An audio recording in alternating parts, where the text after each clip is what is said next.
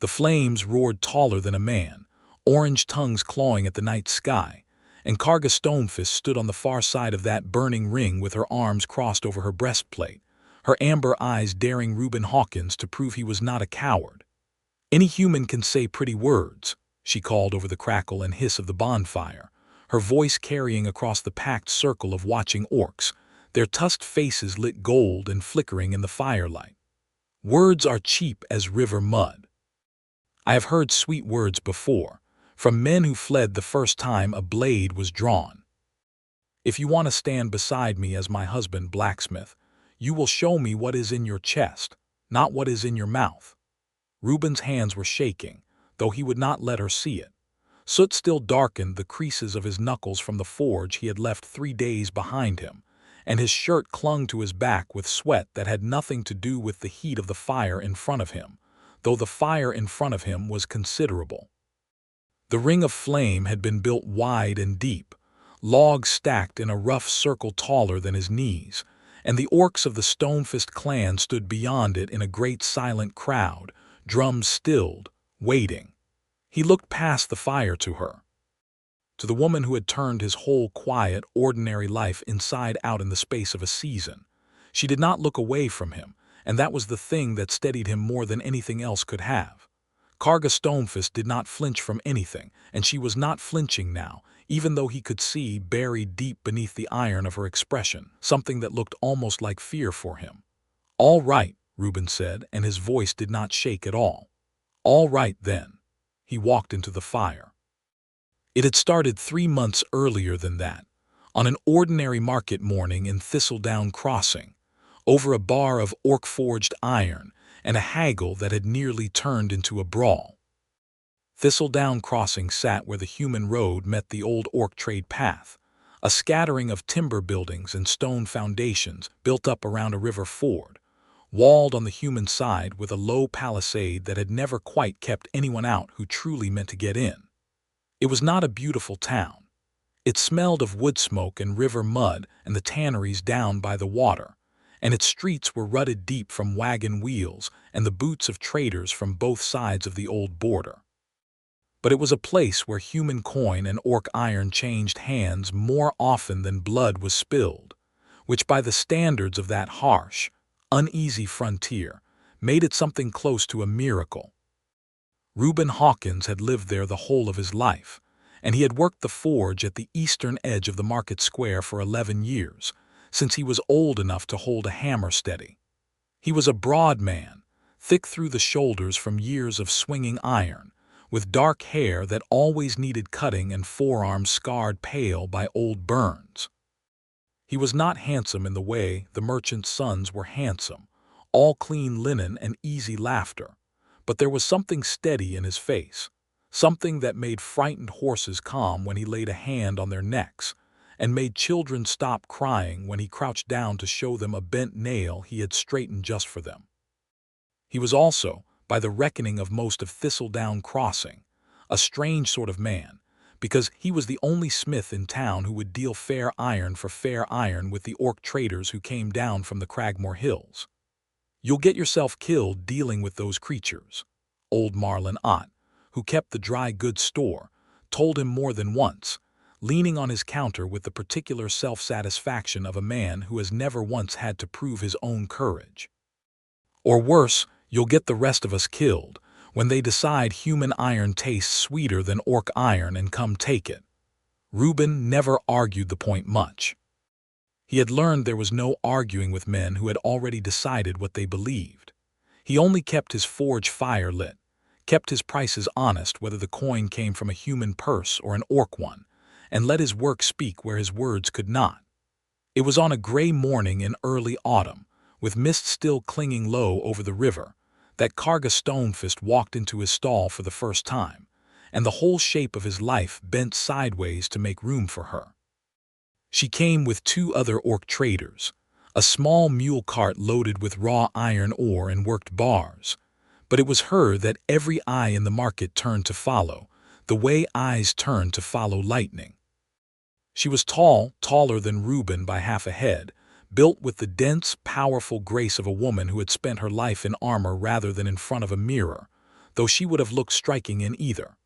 Her skin was a deep mossy green, weathered by sun and wind, and a pale scar cut through one dark eyebrow, giving her face a permanent look of fierce, amused challenge.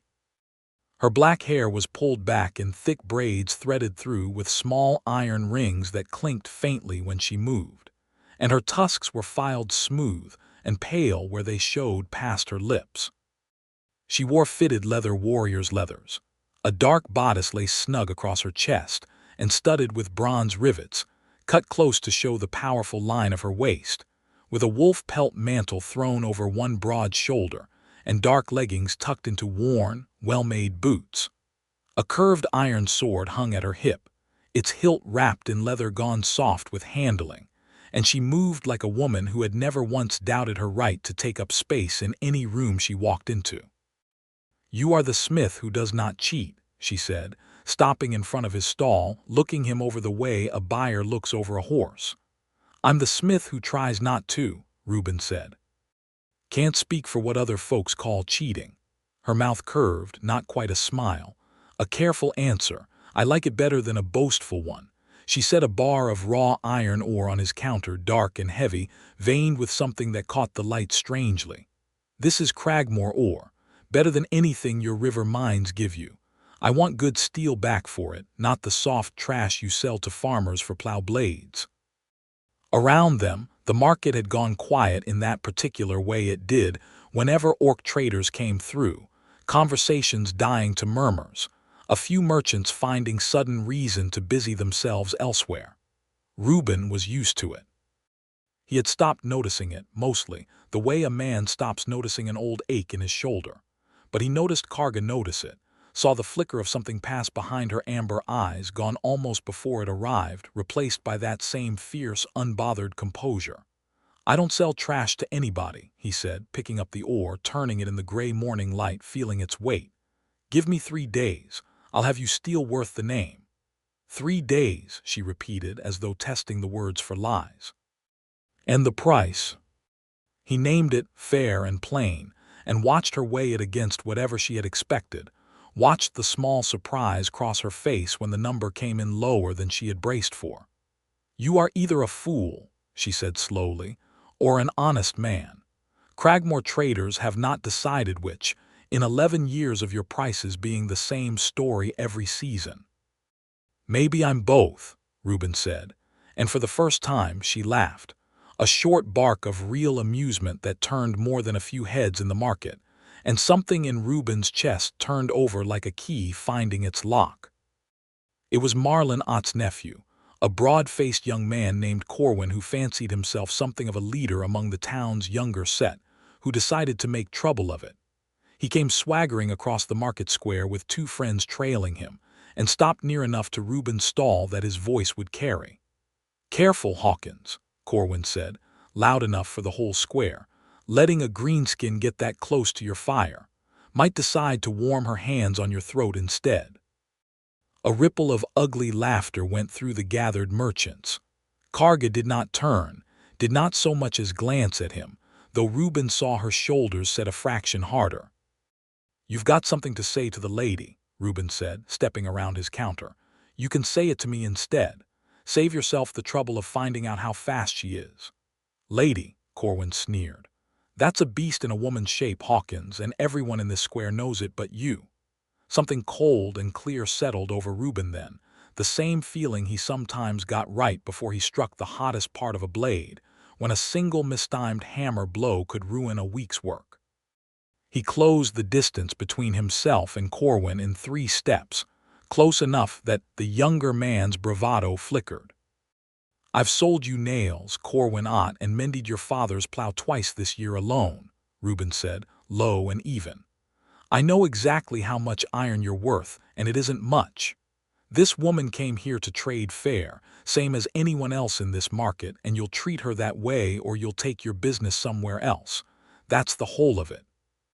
For a moment it looked as though Corwin might swing at him, fists curling at his sides, but the crowd's attention and his own better instincts got the better of his temper, and he backed off with a muttered curse, his friends trailing after him like dogs called off a scent. Karga watched the whole exchange without a word, and when it was done she looked at Reuben with an expression he could not quite read, something between curiosity and reassessment. "You did not need to do that," she said. "No," Reuben agreed. "Didn't need to, wanted to." "Careful, blacksmith," she said, and there was warmth threaded through the warning now, unmistakable as a blade catching sunlight. "An orc woman notices when a man wants things on her behalf. It means something where I come from." "Then I suppose I meant it to," Reuben said, and watched her eyes narrow, not in anger but in something sharper and far more interesting. She came back 3 days later for the steel, as promised, and stayed longer than the trade required, watching him work the forge with an attention that made the hair on his arms rise despite the heat of the fire. He showed her the blades he had made from her ore, the way the metal had taken an edge no river iron could hold, and she ran one blunt green finger along the flat of a blade with something like reverence. "You have good hands," she said. "Comes from doing the same thing 11 years running." "No." She looked up at him and there was nothing teasing in it now. Not that kind of good hands, the other kind. He did not have an answer for that, not one that would come out steady. So he only stood there in the heat of his own forge and let her look at him the way she was looking, and felt, for the first time in longer than he could easily remember, entirely seen. The trouble that would change everything came less than a fortnight later, riding in with a farmer named Aldous Wren, who staggered into Thistledown crossing at dusk with his cart overturned behind him and blood soaking through the sleeve of his shirt, screaming about wolves the size of oxen and eyes that glowed like embers in the dark. By the time the town's few guards got him calmed enough to speak sense, the story that came out was worse than wolves. Something had come down out of the high Cragmore passes, something that killed without eating, that left its prey torn apart and half frozen even in the mild autumn air, as though the cold followed it like a shadow. 2 other travelers on the Eastern Trade Road had gone missing in the same week, and word came soon after, carried by a shaken orc rider from the Stonefist war camp, that a Stonefist hunting party had lost 3 warriors to the same creature, their bodies found frost-blackened and broken among the rocks. The people of Thistledown Crossing, frightened and looking for someone to blame, did what frightened people too often do. They looked toward the orc camp on the hill and decided the monster must somehow be a beast the orcs had loosed, or failed to control, or were somehow in league with. It did not matter that Stonefist warriors had died to the same creature. Fear rarely bothers itself with matters of evidence. It came to a head on a cold, clear morning when a small delegation of orc traders arrived at the market as they did every week, only to find their path blocked by a crowd of nearly 30 townsfolk, Marlin Ott and Corwin among them, pitchforks and clubs in hand, faces set with the particular righteousness of people convinced they are protecting their own. "Turn around," Marlin Ott called out, his voice carrying an authority he had never quite earned. "We know what's been let loose in those hills, and we know whose doing it is. No more orc iron crosses this ford until your chief answers for the dead on our road."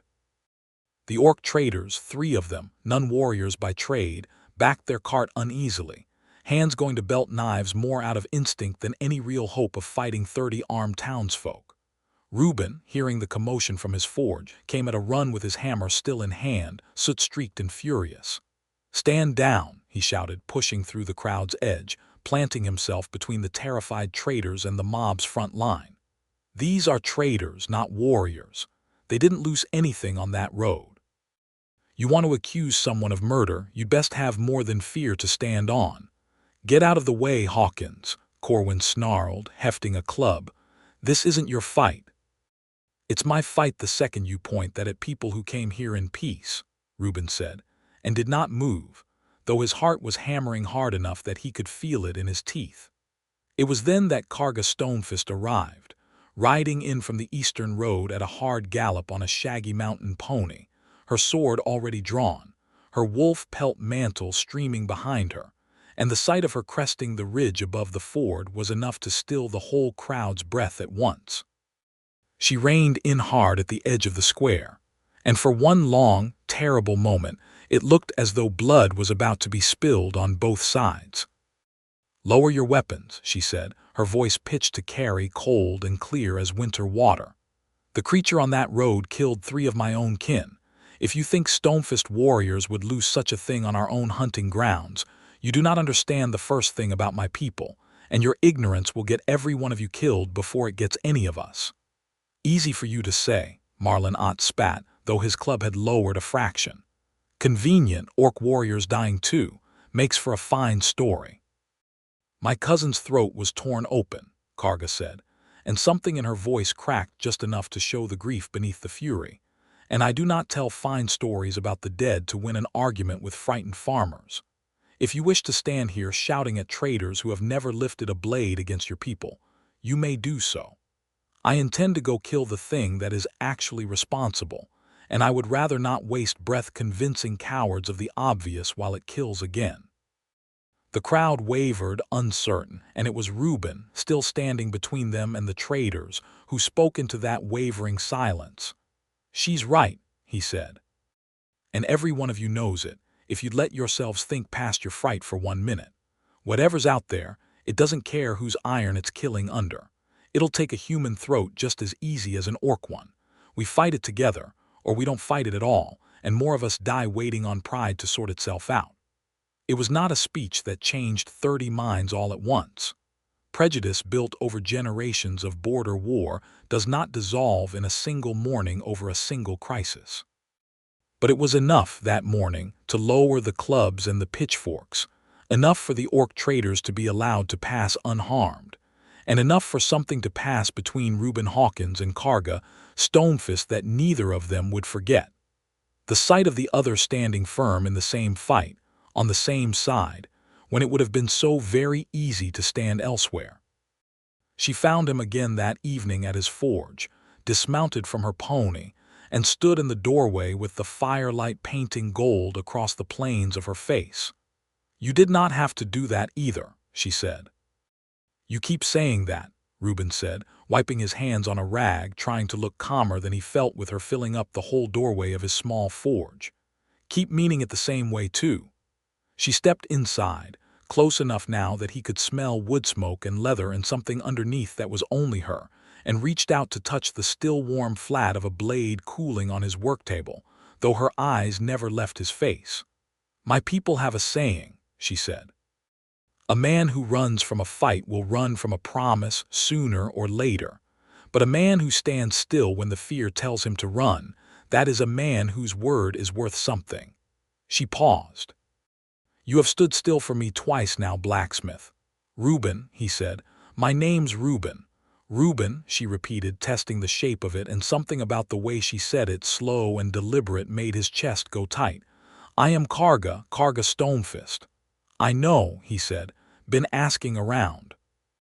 That earned him another of her rare, sharp laughs, and when she left that night, she left her hand resting a moment longer than necessary against his forearm, and the print of her fingers stayed warm on his skin long after she had ridden back up into the darkening hills.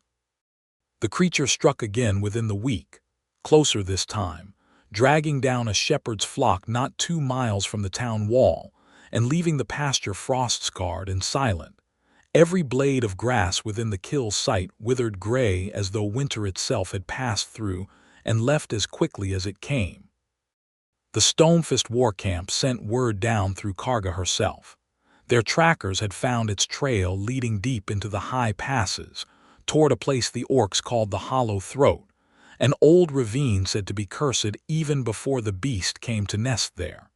It was called the Deep Fang by those few who had glimpsed it and lived. A wolf shaped twice the size of any natural wolf, its fur matted black and rhymed always with frost no matter the season, its eyes burning like coals in a face too long and too knowing to belong to any ordinary beast. Old orc legend held that such creatures were born where old battlegrounds had drunk too much blood without ever being properly mourned, curses given hunger and teeth. "Ordinary steel barely marks it," Karga told Reuben, standing in his forge with a scrap of hide someone had recovered from an earlier kill site. the fur still faintly rimed with frost despite being carried 2 miles in a warm saddlebag. My cousin's blade broke against its shoulder before it took her life. We need iron that will hold and hold true, or whoever faces it dies for nothing. Reuben turned the frost-touched hide over in his hands, feeling the unnatural cold radiating from it even now, and something in him, some old stubborn instinct that had kept his forge fire honest for 11 years, refused to let that be the end of the matter. "Cragmore ore," he said slowly. "The vein you brought me, it takes an edge nothing else does. If I alloy it right, with silver thread through the quench, it might hold against something like that. Might cut where plain steel just glances off. You would make weapons for orc warriors to carry into a fight humans have no stake in," Karga said, watching him carefully, testing him again, always testing. "It's already killed humans on that road," Reuben said, "and orc kin besides. Way I see it, everyone's got a stake in a monster that kills for the joy of killing. Bring me what silver you can find and give me 3 days again. I'll make you something worth carrying up that mountain." They worked together over those 3 days in a way that turned Reuben's small forge into something that felt, for the first time in his life, like it held 2 hearts beating instead of 1. Karga knew orc smithing traditions he had never seen, ways of folding silver thread through molten iron that made the metal sing faintly when struck, and Reuben knew the patience of the quench, the long, slow art of tempering a blade so it would bend before it broke. Their hands met more than once over the anvil, over the tongs, over the shared weight of a blade cooling between them, and on the second night, with the forge fire burned down to embers and the whole town asleep around them, she caught his wrist as he reached to bank the coals, and did not let go. "Reuben Hawkins," she said, very quietly, his name sitting differently in her mouth than it had before. "I have watched men flinch from far smaller things than what waits for us in the hollow throat. I have not once seen you flinch. Maybe I'm good at hiding it," he said, though his pulse was hammering, her hand warm and calloused and impossibly strong around his wrist. "No," she said, "I would know. I have made a study of fear in every creature that walks or crawls. Yours is not the smell of a man hiding fear. It is the smell of a man who has simply decided fear does not get to choose for him." She stepped closer, close enough now that he could feel the heat radiating off her skin, could see every fleck of gold in her dark eyes catching the last of the firelight. "That is a rare thing. Rarer than good steel." "Karga," he said, and it came out rough, half a question. She answered it by closing the last small distance between them and kissing him, fierce and sure, one hand fisted in the front of his shirt as though she meant to make certain he could not retreat even if some part of him had wanted to, which no part of him did. He kissed her back with all the pent-up want of every charged glance and lingering touch of the past fortnight, and when they finally parted, breathing hard in the dying firelight, she rested her forehead against his and laughed low in her throat, a sound of pure startled wonder. "I did not plan for this," she admitted.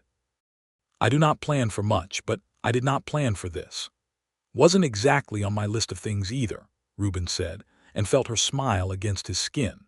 But the deep fang did not wait on love to finish declaring itself, and within days word came that a Stonefist scouting party had lost another warrior, and that the creature had been sighted closer still, its frost-blackened tracks found not 3 miles from Thistledown Crossing's own wall.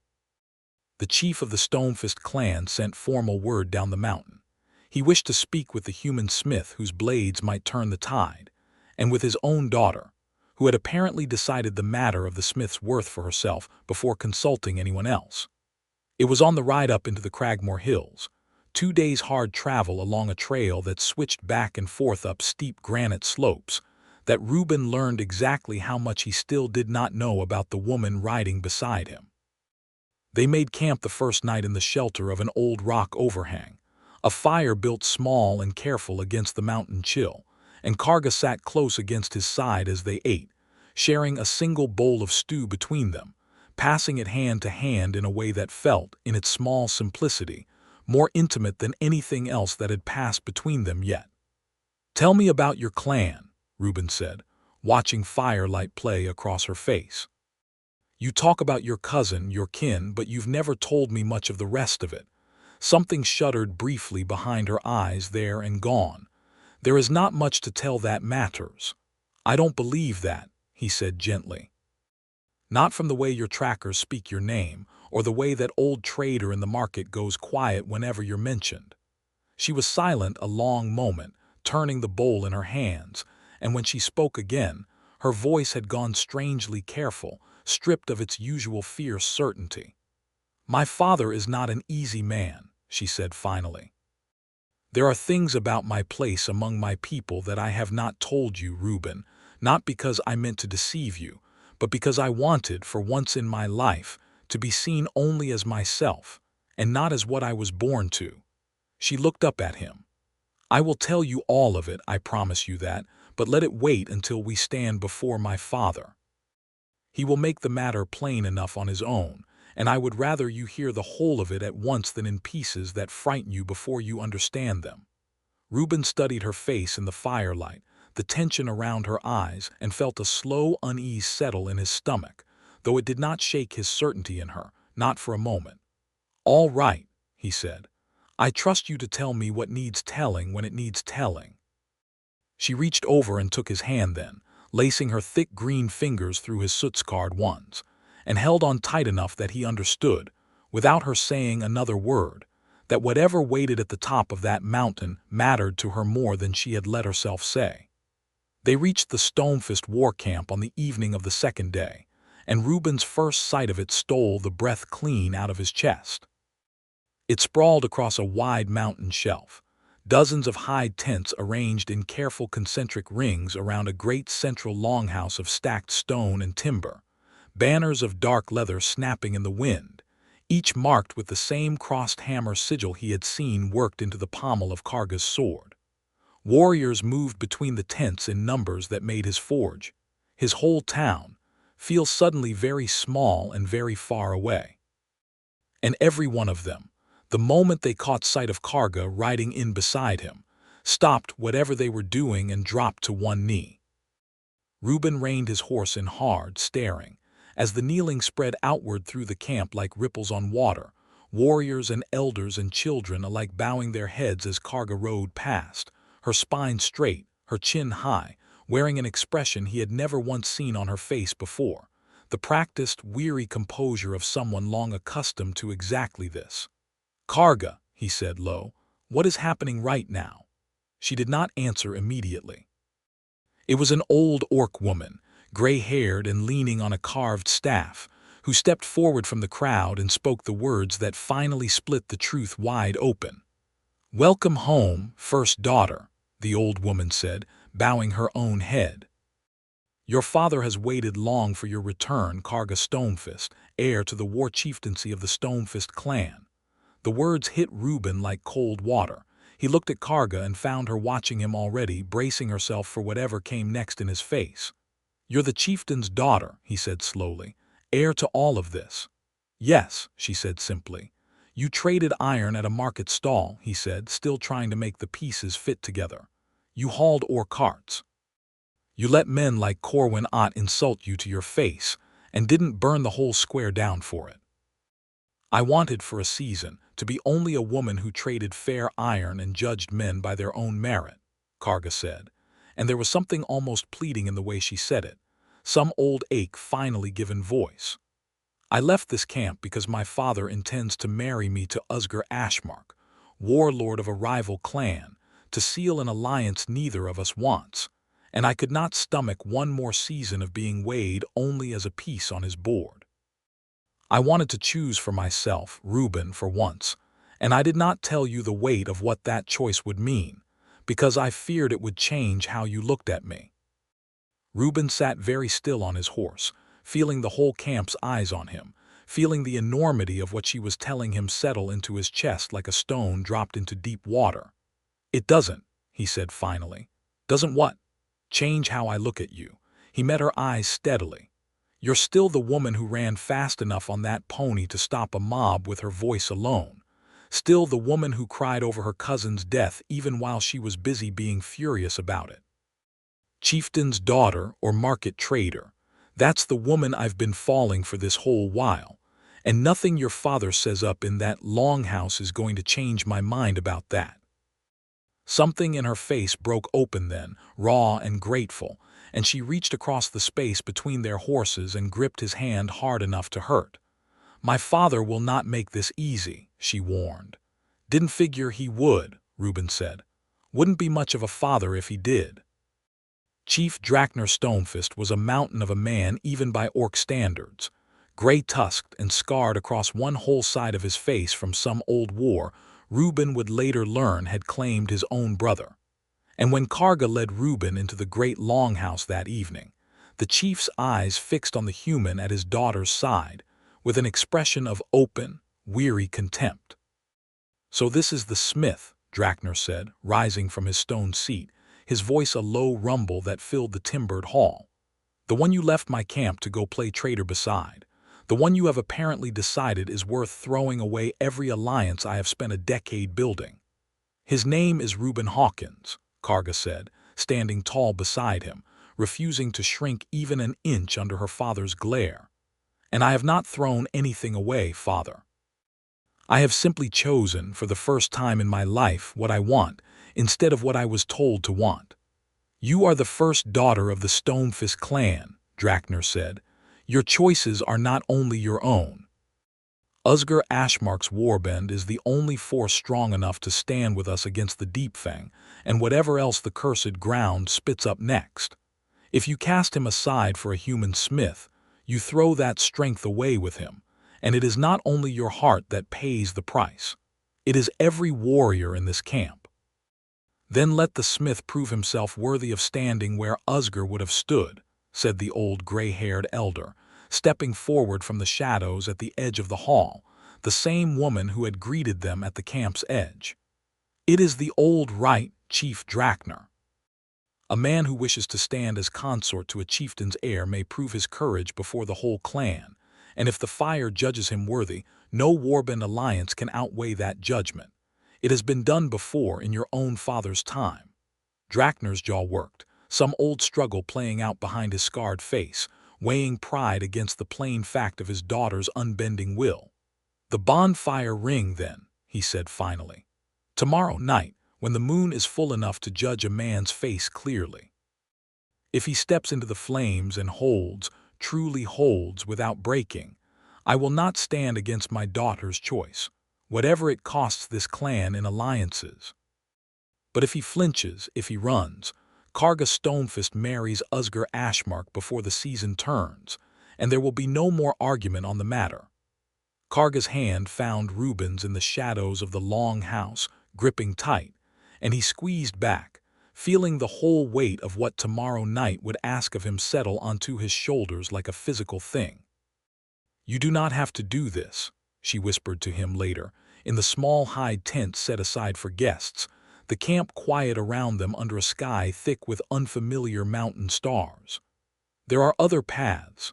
We could flee this camp, live in the human town, let my father's alliance politics burn themselves out without us in the middle of it, and spend the rest of my life wondering if I ran from the one thing that would have proven I was worth staying for." Reuben shook his head. "No, Karga. I've spent this whole season standing still when fear told me to run. I'm not about to start flinching now, not when it's you on the other side of the fire." She kissed him then, slow and searching, her hands framing his face with a gentleness that felt like a vow all its own, and when she finally drew back, her eyes were bright with something that looked, for the first time since he had known her, dangerously close to tears. "I do not know how to say what you have come to mean to me," she said softly. "I have led warriors into battle, Reuben Hawkins, and buried kin, and stood before my own father without flinching more times than I can count. But the thought of that fire touching you tomorrow night frightens me more than any of it ever has." "Then let's hope I'm as steady as you keep telling everyone I am," he said, and pulled her close against him, and they lay together through the last hours of that night wrapped in each other's warmth, saying without words all the things the coming morning did not leave room enough to say aloud. The whole clan gathered the following evening around a wide clearing at the camp's heart, where warriors had spent the day stacking logs into a great ring taller than a man's knees, doused with pitch and set ready to burn. Drums began as the sun sank behind the peaks, a low, steady heartbeat rhythm that seemed to settle into Reuben's own chest, and the fire was lit as the first stars appeared, roaring up fast and fierce, casting the whole gathered crowd of Stonefist orcs in flickering gold and shadow. Karga stood at the ring's far edge, dressed still in her fitted warrior's leathers, her braids threaded through with iron rings, and it was there, with the whole clan watching, that she called across the flames the words that would become the whole hinge of Reuben Hawkins's life. "Any human can say pretty words," she called, loud enough to carry over the crackling roar. "Words are cheap as river mud. If you want to stand beside me as my husband, blacksmith, you will show me what is in your chest, not what is in your mouth." Drakner stood at her side, arms crossed, his scarred face unreadable, and beside him the old gray-haired elder held a long carved staff, ready to mark the old ritual's rules should Reuben falter. "The trial is simple," the elder called out. "Walk into the ring, cross to the far side where your bride waits. If you flee the flame before you reach her, the trial is failed and no second chance is given. If you hold your nerve and reach her, the clan will know you carry a warrior's heart, whatever blood runs in your veins." Reuben looked at the fire. It was real fire, hungry and merciless, no illusion softening its heat, no trick lessening the danger of it, and for one long, terrible heartbeat every instinct in his body screamed at him to step back from the ring's edge. He thought of 11 years at his forge, of learning to work close beside flame without fear ruling his hands, of every burned scar on his forearms that had taught him, slowly, that fire respected steady hands more than frightened ones. He thought of Karga's face in his forge's firelight the night she first kissed him, of her voice telling him she had never once seen him flinch. He was not going to start now. "All right," he said, steady as he could make it. "All right, then." He walked into the fire. The heat hit him first, a solid wall of it that seemed to want to push the air itself back down his throat, and the smoke stung his eyes fierce enough that tears blurred his vision almost at once. He kept his eyes fixed on Karga's silhouette on the far side of the flames, a dark shape against the orange glare, and forced his boots forward one after another, feeling the ground beneath the fire's edge scorching even through leather soles. The flames licked up around his legs, caught the hem of his shirt, and he felt the sharp bite of a burn along one forearm as a stray tongue of fire found bare skin. But he did not stop, did not slow, kept his gaze locked on the woman waiting for him, and let every other sensation in the world fall away beneath the single fact of reaching her. The clan's drums had gone silent. The whole camp watched in a hush broken only by the roar and crackle of the burning ring, and somewhere in the deep of that hush Reuben heard Karga's voice, rough with something fierce and desperate, calling his name. "Reuben, keep coming, do not stop, I am here, keep coming." He came through the far side of the flames with his shirt scorched black along one shoulder and a burn rising angry red along his forearm, stumbling out into the cool night air as though breaking the surface of deep water, and Karga caught him before his knees could fully give out, her strong arms wrapping around him, her face pressed into his smoke-stained hair. "You held," she breathed, half laughing, half something closer to a sob. "You held, Reuben Hawkins. You walked straight through and you held." The whole clan erupted then, a great roaring cheer that shook the mountain air, drums picking up again in a triumphant clattering rhythm, and even Karga Stonefist, standing rigid at the ring's edge, allowed something that might almost have been respect to cross his scarred face. "He is burned," the chief said, stepping forward to inspect Reuben's reddened arm with something almost like grudging concern. "But he did not run. Whatever else he is not a coward." He looked at his daughter, at the way she still had not let go of the human smith even for a moment. "The old rite is satisfied. I will not stand against this match, Karga. Though I will say, for the record, that I expected considerably less from a man who spends his days beating cold iron rather than facing living blades." "He beats iron better than any warrior I have ever seen swing a sword," Karga said, and there was such open pride in her voice that Reuben felt it land somewhere deep in his chest, warmer than the fire he had just walked through. "And he will beat the Deep Fang too, father, if you will let us finish what we came up this mountain to finish." That night, an orc healer packed Reuben's burn with a poultice of crushed mountain herbs that numbed the worst of the sting, and Karga sat beside him through the whole of the treatment, refusing every offer from clan warriors to relieve her, holding his uninjured hand the entire time as though letting go might undo the courage he had just proven. "I am proud of you," she told him quietly, once the healer had gone, and they were left alone in the flickering lamplight of her father's own guest tent. "More proud than I know how to say properly. You walked into fire for me, Reuben." "Walked into fire for us," he corrected gently, lifting her hand to press a kiss against her knuckles despite the healer's poultice still tacky on his skin. "There's a difference. I didn't do it just to prove something to your father. I did it because I meant every word I've said to you since that first morning in the market." She leaned down and kissed him then, careful of his burned arm, slow and deep, and full of a tenderness that felt like the flip side of the fierceness he had first fallen for. And when they finally settled together to sleep that night, wrapped close beneath thick mountain firs, it felt to Reuben as though some enormous weight had finally been set down between them, some final proof neither of them would ever again need to seek. But the Deep Fang had not gone anywhere while the clan celebrated a betrothal, and word came at dawn that it had struck again in the night, this time within sight of the war camp's own outer watch fires, dragging down two grazing mountain ponies not half a mile from where the bonfire ring still smoked in the gray morning light. There was no more delaying the hunt. Drakner assembled a war party of his finest trackers and warriors within the hour, and Karga insisted, over her father's initial objection, that Reuben ride with them, armed with the silver-threaded blades they had forged together back in Thistledown Crossing. "He held against fire," she told her father flatly, strapping her own sword belt tight across her hips. "He will not break against a beast, whatever else it is, and his blades are the only ones we have that stand a real chance of cutting it down. We need him, father, whatever your pride would prefer to believe." They rode out at first light, a party of 12 orc warriors plus Reuben and Karga, following the frost-blackened trail up through switchbacks of broken granite toward the ravine the clan called the Hollow Throat. The higher they climbed, the colder the air grew, an unnatural cold that had nothing to do with mountain altitude, a bone-deep chill that seemed to leach the color out of the world around them, the pines growing thinner and grayer. The very rock beneath their horses' hooves cracked as though something had frozen and thawed it too many times in too short a span. They found the ravine by midday, a deep cut in the mountainside where old battle had once, generations past, drenched the stone in blood the orcs still spoke of in low voices.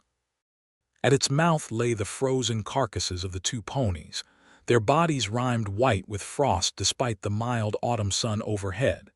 And beyond them, in the ravine's shadowed depths, something huge and dark moved among the broken boulders, its eyes catching the dim light like twin coals.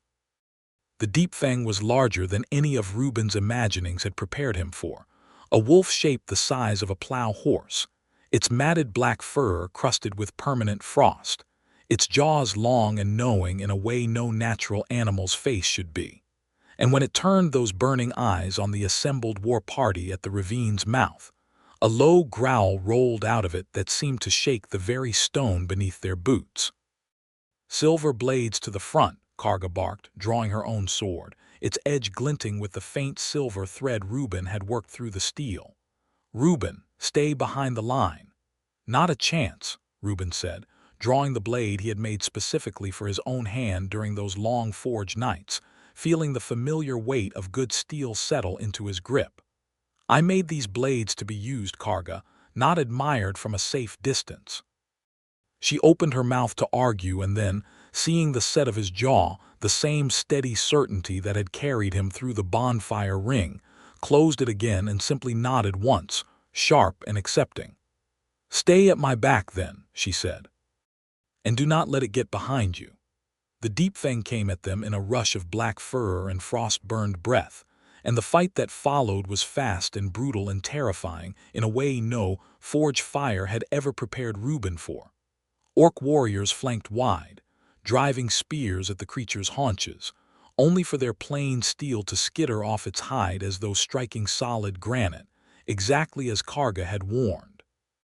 It was the silver-threaded blades, Reuben's blades, that bit true, drawing thin lines of black, steaming blood each time they connected. And the deep fang screamed a sound that was half wolf's howl and half something far older and hungrier, whirling on whichever warrior had drawn its blood most recently. Reuben fought at Karga's side through the worst of it, matching her rhythm without needing words, ducking beneath a snapping jaw wide enough to take his whole head, driving his blade hard along the creature's foreleg, while she drove hers into its shoulder from the opposite side.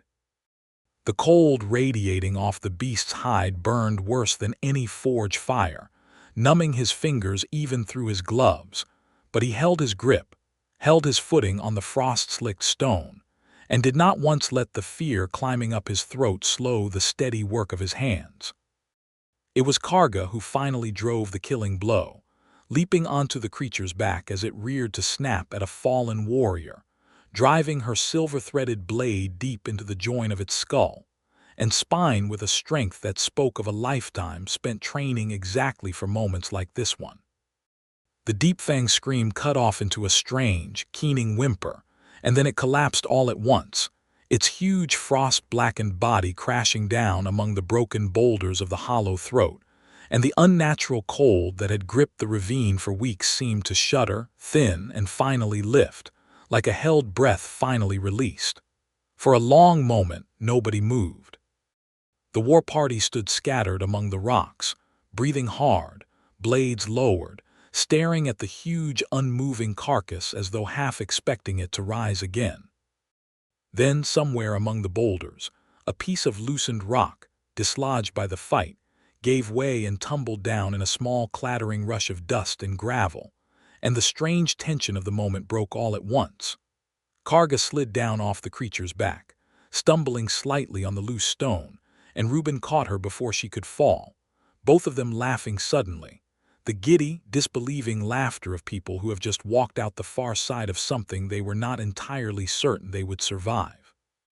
"We did it," Karga said, half breathless, wiping frost-crusted blood from her blade with a rag, still laughing. "We actually did it." "You did it," Reuben corrected, grinning despite the ache in every muscle of his body. "I just tried to keep up." "You kept up admirably, for a man who spends most of his days hitting cold iron instead of fighting cursed wolves," she said, and pulled him into a fierce embrace amid the wreckage of broken boulders and frost-melted stone, both of them still laughing, breathless with relief and triumph, and the particular giddy joy of having faced down the worst the mountain had to offer and come out the other side together.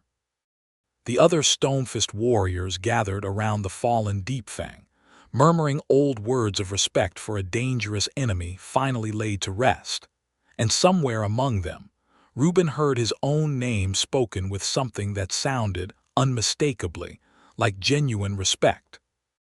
"You are bleeding," Karga said suddenly, noticing the shallow cut along his temple where a stray swipe of claw had grazed him, and her fingers came up to check the wound with a gentleness that stood in stark contrast to the fierce warrior who had just driven a blade into a monster's skull.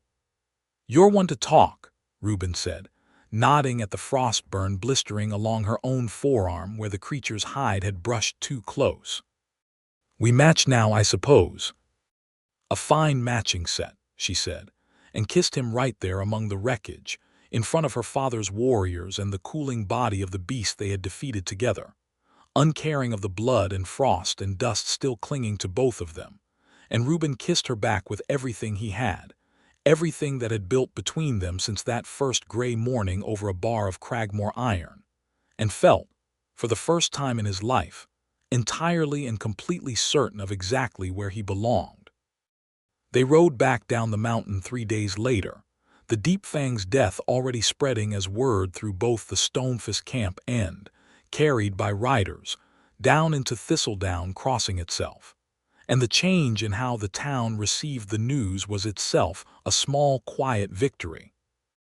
Marlin Ott, hearing that the beast had been slain by a combined force of orc warriors and human blacksmith steel, had the grace to look ashamed when Reuben next passed his shop, and even Corwin managed a stiff, awkward nod that was as close to an apology as the young man's pride would ever allow.